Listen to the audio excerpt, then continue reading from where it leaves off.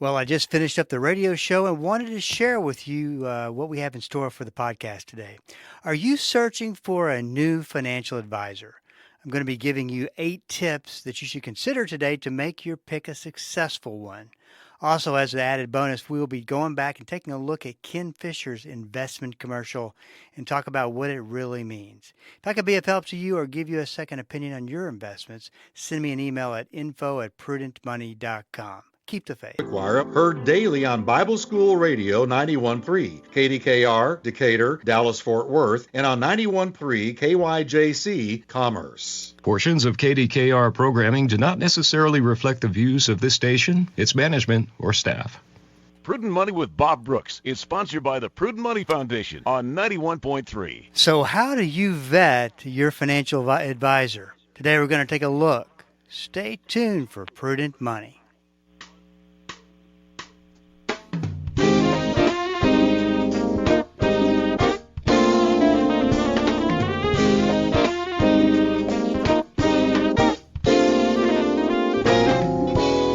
Good afternoon. This is Bob Brooks, and you are listening to the Prudent Money Radio Show. Thank you so much for joining me today. You know I do appreciate it. If you have a question for me, I want to guide you to the website at prudentmoney.com. Once you get to the website, there's a couple of places, a couple of resources that you can use to get your question answered. The first one is the Ask Bob or the email. And that works great if you just have an easy, simple question. But sometimes there's a lot of moving parts. There's a lot of scenarios, a little bit more than an email would do. So you can always go to my calendar, and reserve a spot. And we'll get back with you and take a phone call and do a little bit of a phone call conference and get your question answered. So that's all available to you at the website, www.prudentmoney.com. So how do you go about vetting a financial advisor?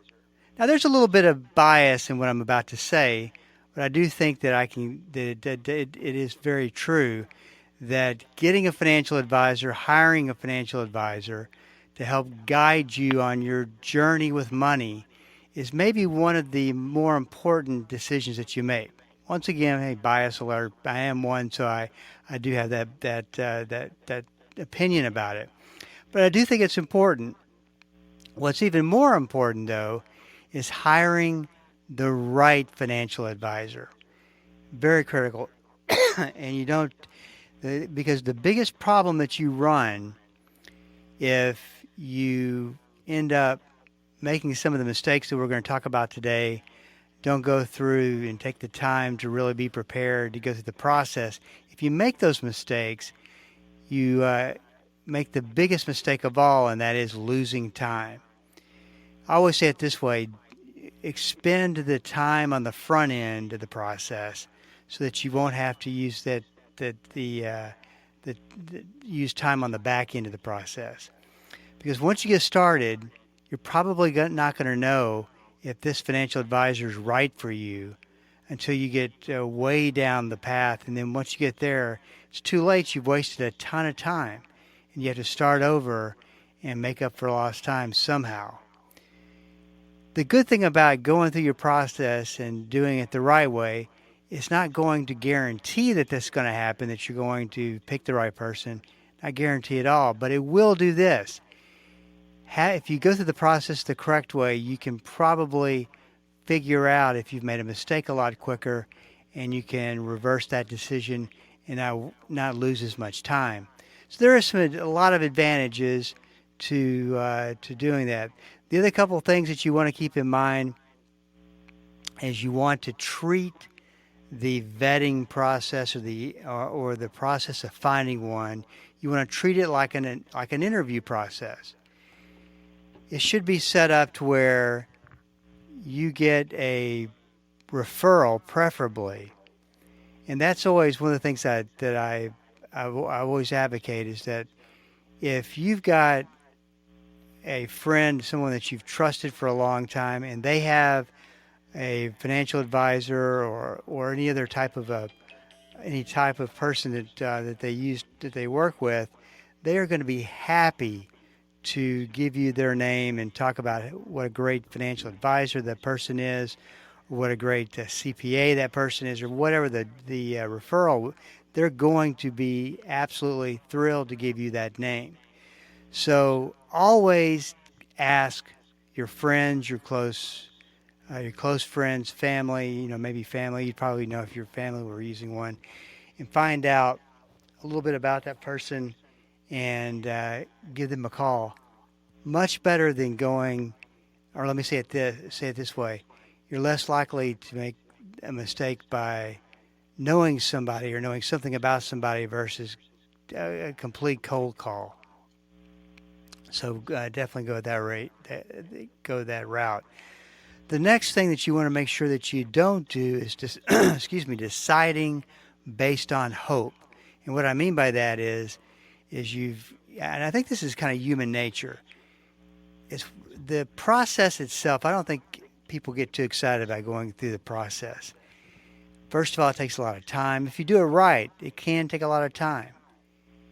And the biggest problem of all is that, beyond that it could take a lot of time, is that you're in a situation where you might make a mistake. You might make pick that wrong person as your financial advisor, and then you go for years and years and years and figure out that, man, I got to make a change. I got to reverse this mistake that I made. And so it gets to that point in the process where you have to make a choice, but you don't really want to make it a choice. Or kind of the opposite, you go to the first meeting, you convince yourself you like the individual, and this is what I mean by deciding based on hope. You decide that you're going to go through with hiring this person just based on having spent 30 minutes with the person, the individual, and you're going to decide based on hope. You're going to hope that everything works out. And that could be one of the bigger mistakes that you made. Now, it may be that you hit it off so well with that individual, you feel God's peace surrounding you and selecting that individual, and it might be the real thing, and it just might work out for you that way. That can happen. It's just you got to know that it's one of those things where it's a low probability outcome that you're looking at. So make sure you gear yourself up, and it might be one of these situations where, with a husband and wife, maybe you don't go together. Maybe the husband goes, or maybe the wife goes and meets 2 or 3 people, 4 people, and then comes back to the husband and says, this is what I like, this is what I don't like. And then the husband and the hot wife go in for a second interview and talk some more to the financial advisor and choose based on that.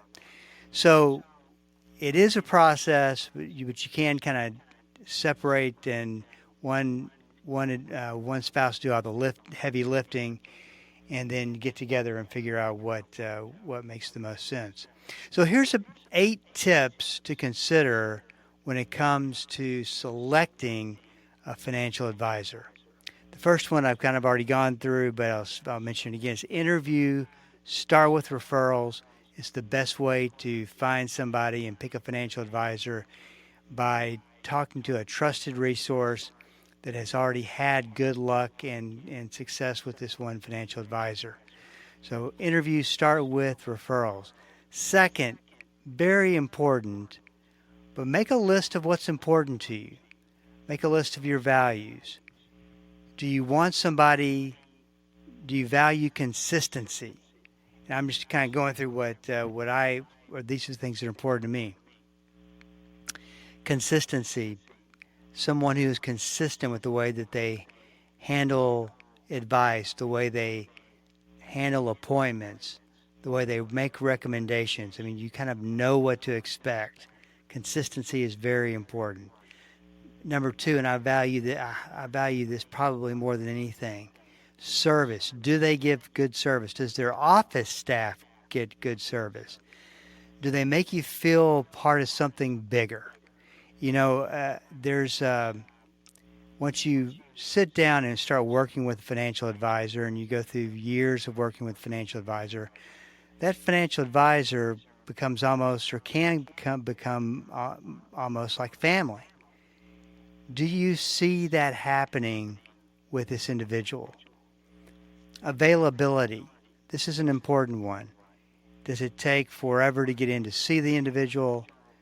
Does the individual basically make themselves available at all times during the day? I mean, what is the availability? And then another really important value is communication. What's the ability to communicate? There we go. Having a little tough time communicating today.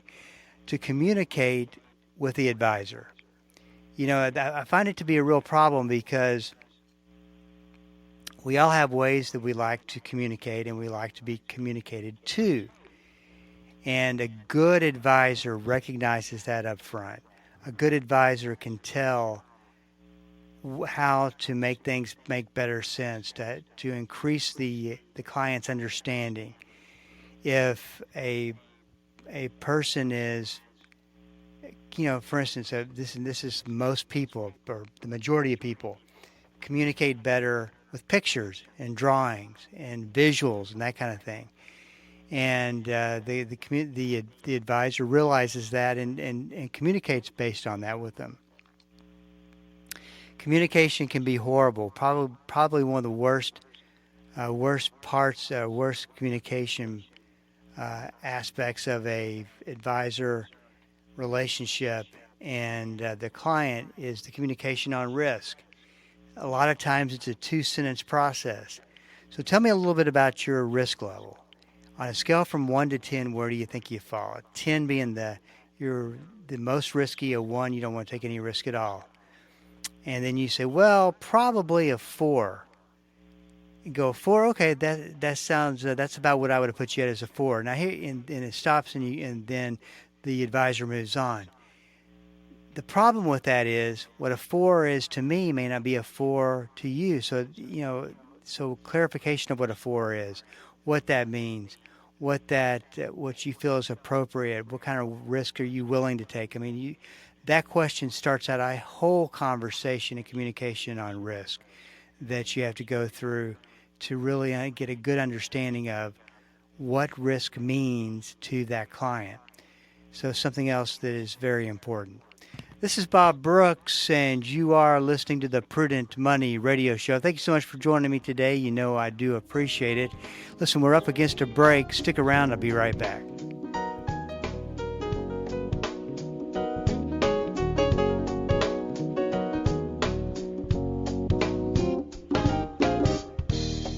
Hello, this is Bob Brooks. Proverbs 22:3 and Proverbs 27:12 are the exact same verse word for word. I call them the stewardship verses of risk. A prudent person foresees danger and takes precautions. The simpleton goes blindly on and suffers the consequences. On the Prudent Money Radio Show, we teach about risk, how to identify it, how to figure it out, and what to do about it. We believe that to be a prudent steward, you have to be a good risk manager. Listen to the Prudent Money Radio Show on Bible School Radio 91.3.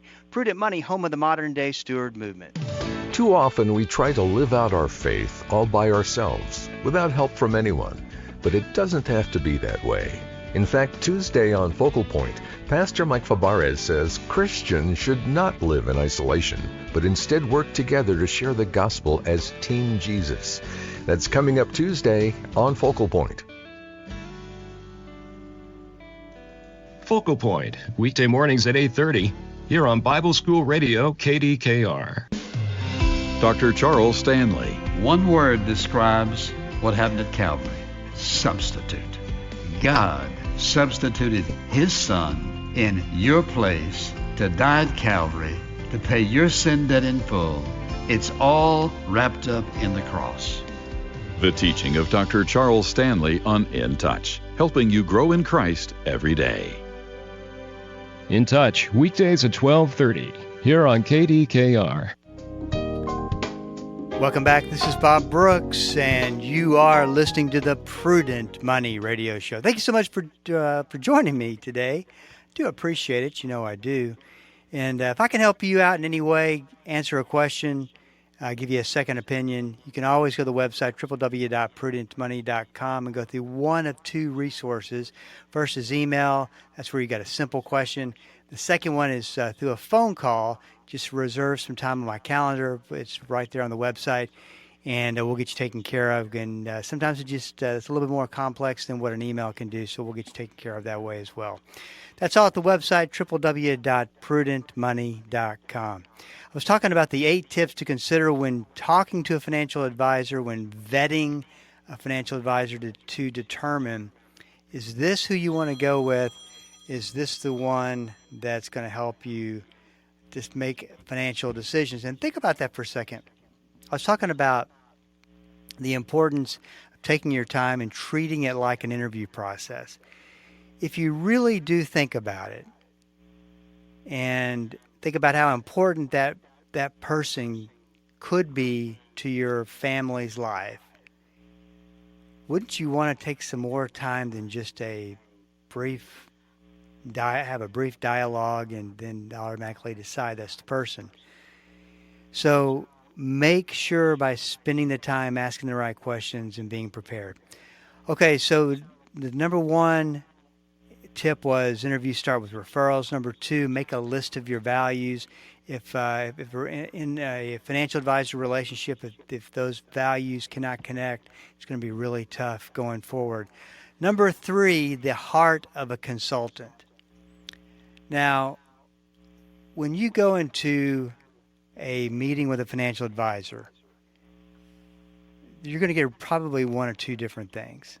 Scenarios going to play out. The first scenario to play out would be you're going to get a full-blown salesperson, and the conversation will pretty much go like this: tell me a little bit about yourself, and the client will talk a little bit about themselves, and then immediately the advisor, just like really any other salesperson, and I'm not knocking salespeople. You'll see where I'm going here in just a second. The financial advisor starts talking about this great annuity product or investment product or whatever it is, and now is forcing the sale of that product. It's all about the product, and there's no connection to how the product is really going to change the life of the client or make a difference in the life of the client. It's all about the sale of the product. And there are great salespeople who don't handle the situation like that.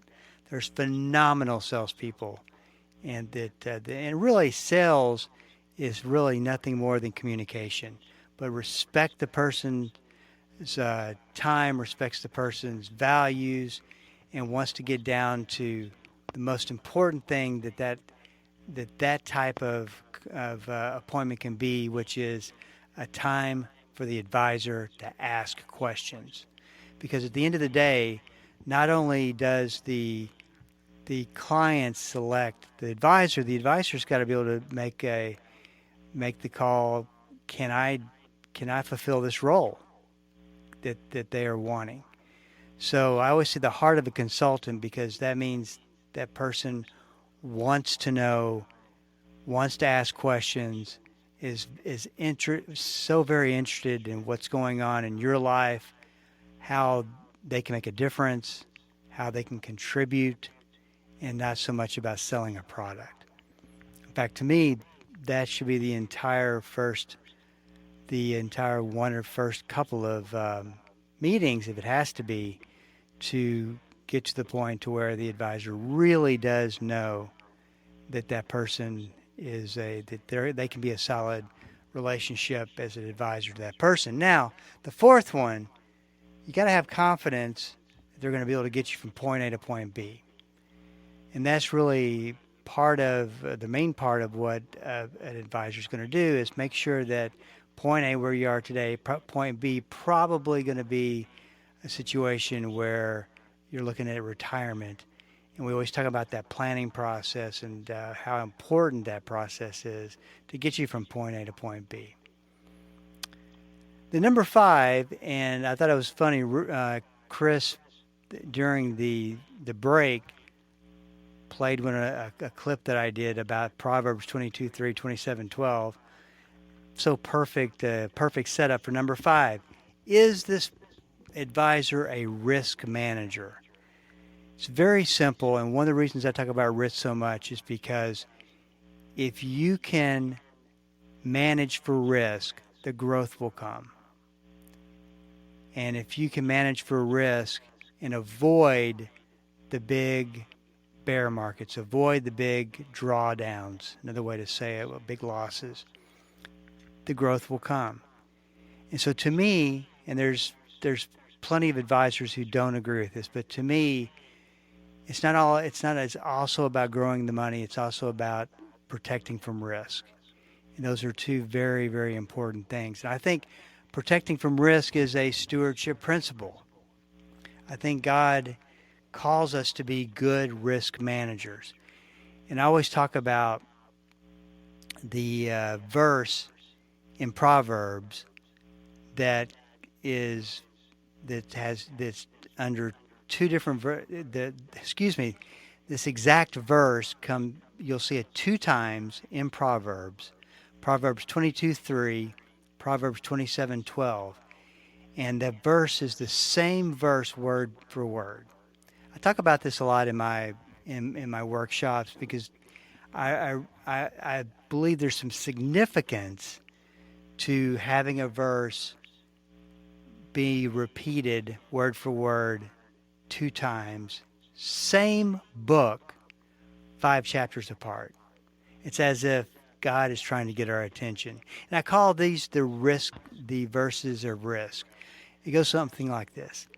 A prudent person foresees danger and takes precautions. The simpleton goes blindly on and suffers the consequences. The prudent person, the wise person, foresees, does not predict, not forecast, they can't see the future, but they look at the future and they can see that there's the possibility of danger, enough so that they take precautions. So very important. The simpleton, or the person who's not paying attention, the person who's not taking the time to really pray about money, pray about their relationship with money, because there is one, and making the decisions that need to be made, and they just suffer the consequences. They go blindly on. I've always thought that was such a powerful verse, and really speaks to the verses of risk. Number 6, the advisor takes what concerns you seriously. There are a lot of opinions today about money, about where this country's headed, which affects money, all kinds of opinions, debates, and in some ways very highly debatable, emotional conversations surrounding that. It's very important that as you come in to talk about serious matters, that you don't feel like you're being judged. You should feel comfortable being able to come in and talk to an advisor and say, hey, I racked up a lot of debt. Well, tell me about it. Let's talk about how we can get you out of it. You got to think about, and I've told this many times, that from my standpoint, I've heard just about everything. So nothing's going to surprise me.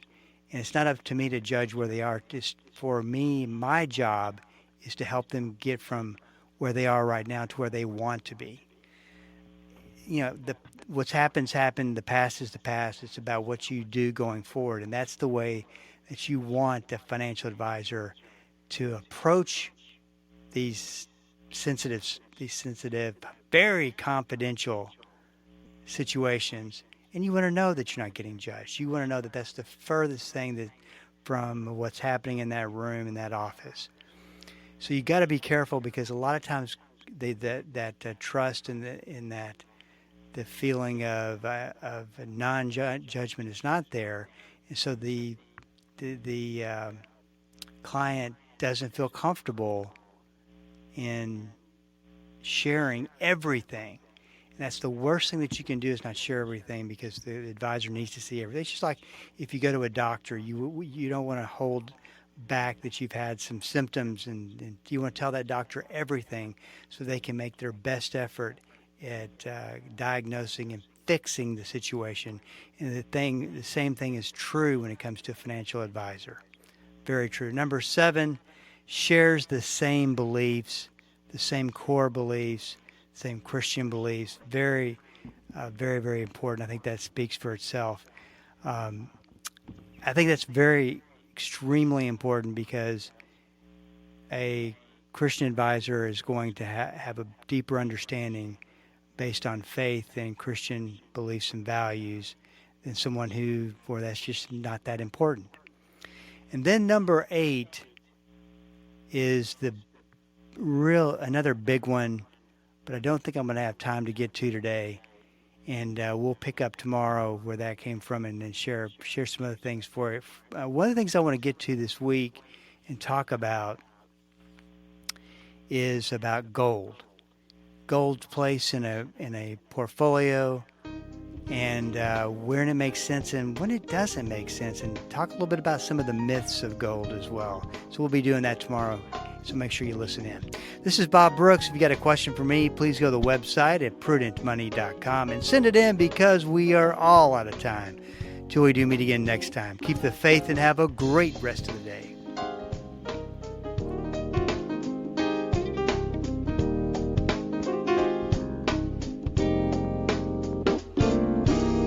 That's all the time we have for today.